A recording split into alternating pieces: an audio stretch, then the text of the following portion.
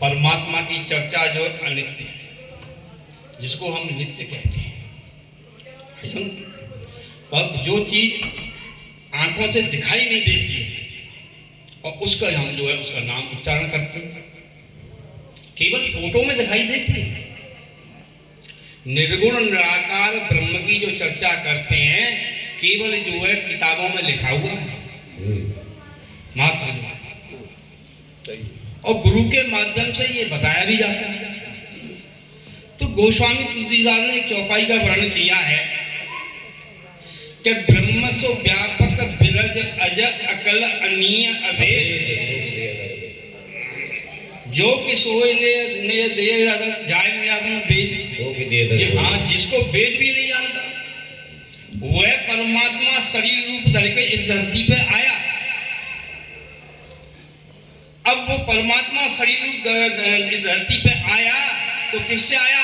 आत्मा रूप से ही तो आया, क्या ब्रह्म रूप से आया? भाई जब सृष्टि की रचना हुई तो ब्रह्म तो निराकार है, निर्गुण है, जिसका कोई आकार भी नहीं है, तो उसका तो कोई स्वरूप है नहीं, केवल उसका दूसरा शब्द आत्मा बोल लिया गया। जितनी भी सृष्टि की रचना हुई सब आत्मा के शब्द से हुई। बिल्कुल सही। जितनी भी सृष्टि की रचना हुई 84 लाख योनियों की जितनी रचना है वो केवल आत्मा के शब्द से है। ब्रह्म निर्गुण निराकार है, उसका कोई रूप रंग भी नहीं है, तो उसकी रचना हो कैसे सकती है? इसलिए आत्मा का स्वरूप क्या है? जो परमात्मा निर्गुण निराकार होते हुए इस धरती पर सगुण रूप में अवतरित होकर के आए हैं, तो किसमें? आत्मा के रूप में आए, न कि निर्गुण निराकार के रूप में आए। इसलिए कहा है कि नारद जी ने प्रश्न किया ब्रह्म सूत्र में पहले अध्याय में, उन्होंने कहा कि भगवान संत कुमारों से कि मुझे आत्मा का स्वरूप क्या है ये बताइए। ये नारद जी का प्रश्न है, ब्रह्म सूत्र का प्रश्न है कि आत्मा के स्वरूप का, आत्मा का स्वरूप क्या है मुझे समझाइए।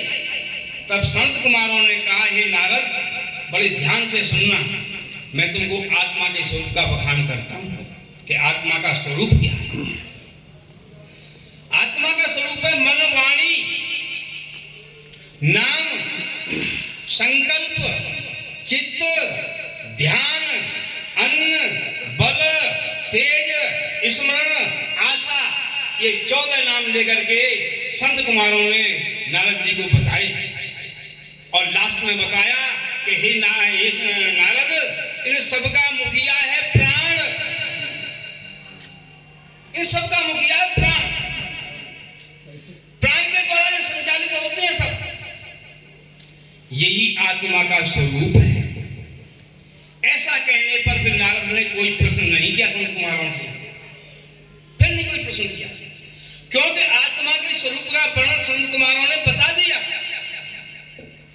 हम तुम सब बैठे हुए ये आत्मा का ही स्वरूप है, वो अवच्छिन्न परमात्मा, जो निर्गुण निराकार परमात्मा, वो दृष्टि से अगोचर है, वाणी से अगोचर है। यहां कह रहे थे कि भाई मैं नहीं जानता हूं, तो मैं इसलिए एक ही प्रश्न का हल करूंगा आज, जो है आत्मा के स्वरूप को हल करूंगा। तो नारद जी के कहने पर संत कुमारों ने आत्मा का स्वरूप का वर्णन किया और फिर ऐसा कहने पर उसको भूमा संप्रसादात कह दिया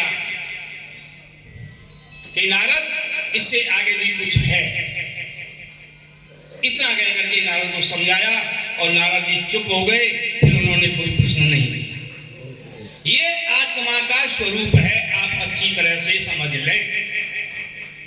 अप्रोक्ष ब्रह्म का चर्चा जो अगले कभी उसमें होगी।